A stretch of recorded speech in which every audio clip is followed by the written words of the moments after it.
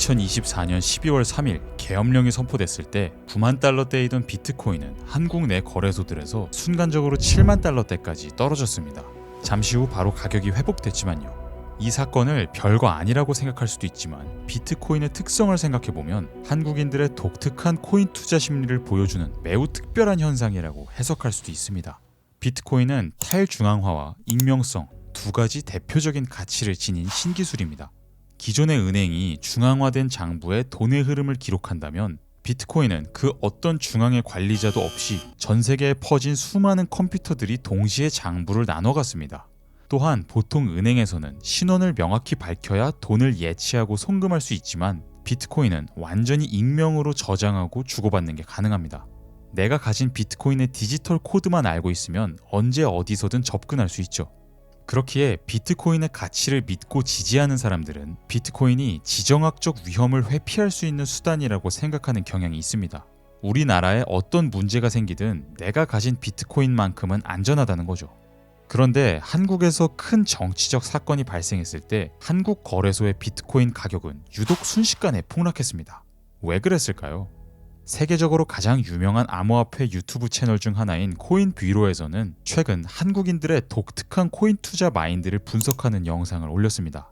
먼저 이 영상의 소개에 따르면 한국인들의 코인 사랑은 어마어마합니다. 2024년 상반기에만 한국에서 9조 달러의 코인 거래 볼륨이 있었는데 이는 유럽에서 코인을 많이 투자하는 나라들의 1년치 예상 볼륨보다 높은 수준입니다. 한국인 중 세계적으로 가장 영향력 있는 암호화폐 인사 중 한 명인 크립토컨트 주기영 대표에 따르면 한국은 전 세계 2위의 가상자산 거래 볼륨을 자랑합니다. 그동안 코인을 보유하고 있는 한국인의 수는 빠른 속도로 증가해서 2024년 기준 거의 800만 명이 됐습니다. 성인 인구의 약 18%가 코인에 투자 중인데요.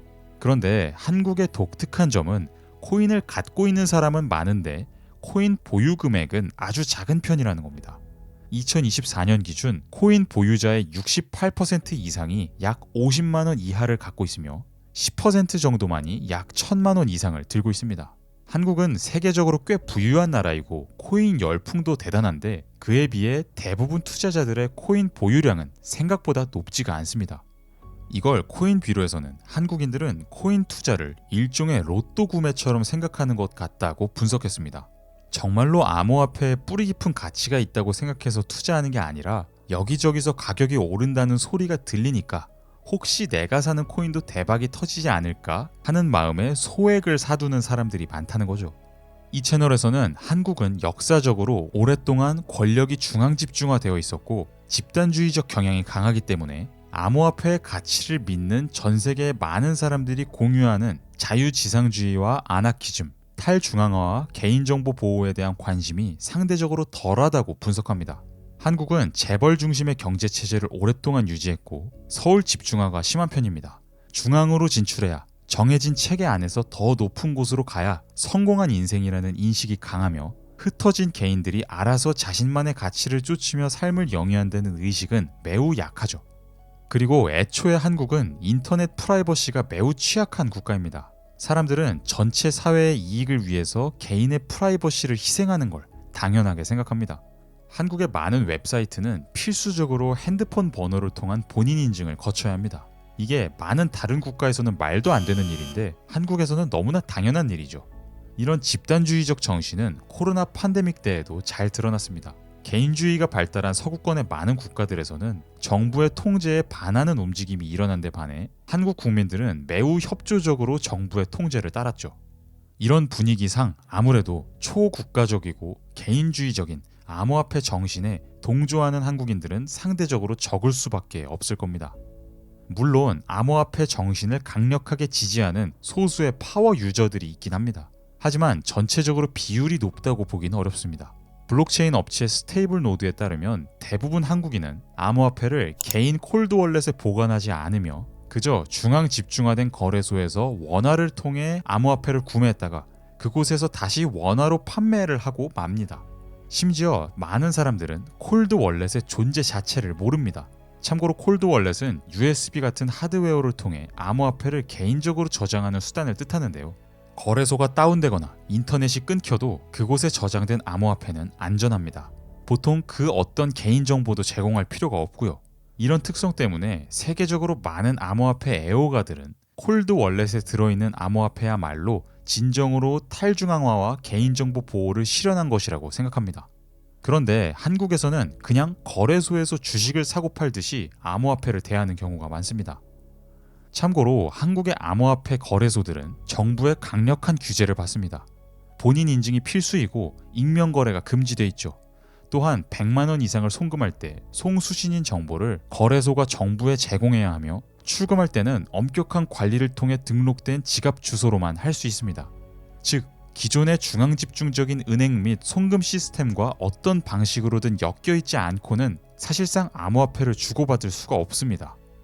주기영 대표는 최근 매일경제와의 인터뷰에서 한국 정부가 암호화폐를 대하는 태도가 매우 답답하다고 밝혔습니다. 한국에서는 비트코인 현물 ETF의 발행 및 투자가 금지돼 있고 암호화폐 거래소에서 법인 계좌를 열 수도 없는데요. 이런 규제를 두고 주기영 대표는 흥선대원군이 신문물을 받아들이지 못하고 나라의 발전을 방해하는 쇄국 정책을 펼치고 있는 상황과 매우 유사하다고 말했습니다. 이런 환경에서 사람들은 그냥 큰 불만 없이 암호화폐를 사고 팔고 있죠. 이는 암호화폐를 순전히 주식 같은 투자 상품으로 생각하며 암호화폐의 기능에는 별 관심이 없는 경우가 많다는 걸 뜻합니다. 코인뷰로에서는 한국에서 XRP가 유독 인기가 많은 것도 중앙집중적이고 집단주의적인 국민 정서와 연관된다고 주장합니다. 아시는 분들은 다 아시겠지만 XRP는 현재 전 세계 3위 시가총액의 거대한 코인으로 리플이라는 회사가 발행하는데요. 비트코인에는 중앙의 발행자와 통제자가 존재하지 않는다면 XRP는 리플에 의해 중앙 집중적으로 관리되는 코인입니다.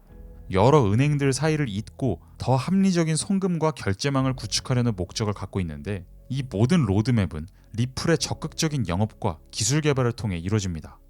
어떻게 보면 비트코인과 대척점에 있는 암호화폐라고 볼 수 있죠. 놀랍게도 2024년 상반기 기준 XRP 전체의 16%를 한국인들이 보유하고 있습니다. 이게 무슨 잡코인도 아니고 전 세계 3위 코인인 걸 고려하면 엄청난 수치인데요. 코인뷰로에서는 한국인들은 애초에 중앙 집중화에 큰 저항감을 갖고 있지 않기 때문에 XRP의 시스템에도 딱히 거부감이 없다고 분석합니다. 그리고 테슬라 투자도 비슷하다고 보는데요. 한국인들은 세계적으로 테슬라 주식 사랑으로도 아주 유명합니다. 테슬라는 일론 머스크라는 독특한 인물의 강력한 파워를 통해 인지도를 쌓은 회사죠. 근데 한국인들은 이렇게 권력이 중앙 집중화되어 있는 구조에 대해 상대적으로 거부감이 적고 오히려 권위가 있는 성공한 인물을 좋아하기 때문에 테슬라에 더 큰 매력을 느낀다는 겁니다. 이와 별개로 블룸버그의 기사에 따르면 한국인들은 원래도 하이리스크 하이리턴 투자를 좋아하기로 유명합니다. 그래서 코인도 알트코인 거래가 80%를 차지하고 있으며 전반적으로 코인이라는 항목 자체가 혹시나 대박날 수도 있는 투자처라고 인식되어 있기 때문에 많은 사람들이 관심을 갖는 측면이 크죠. 나라의 성장세가 꺾였고 안정적인 노후 대비가 안 돼 있는 경우도 많다 보니 어떻게든 해외의 다른 투자 수단을 통해 빨리 부를 키우고 싶어하는 경우도 많고요. 그 수단 중 하나가 코인인 것일 뿐이고요. 이런 사정을 쭉 살펴보면 왜 계엄령 선포 때 한국에서 비트코인 가격이 급락했는지 추론할 수 있습니다. 사람들은 비트코인을 일종의 주식과 비슷한 자산으로 생각하고 있었고 거래소에 의존하고 있는 사람들이 많았기 때문에 정치적으로 민감한 사안이 터지자 빨리 거래소에 있는 암호화폐를 팔고 현금을 가지려 했을 겁니다.